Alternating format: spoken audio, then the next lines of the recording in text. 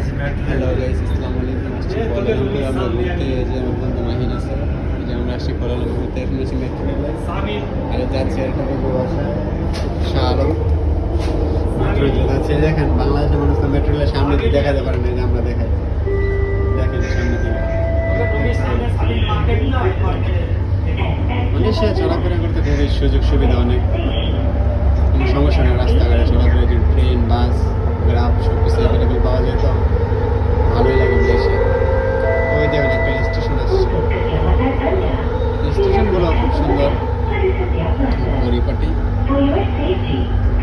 সব কিছু আছে মালয়েশিয়াতে। গ্রাম পাহাড় শহর, বড় বড় বিল্ডিং, ঝর্ণা নদী সাগর সব কিছুই আছে। পরিপূর্ণ সম্পূর্ণ মালয়েশিয়া, স্বয়ং সম্পূর্ণ বলে না একটা কথা আছে না, ওইটা আর কি। মালয়েশিয়া খুবই ভালো,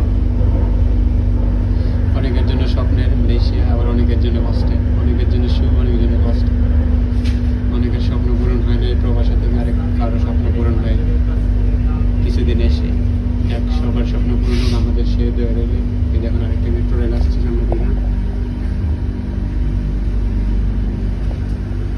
4টা করে বগি একটি ট্রেনের মধ্যে।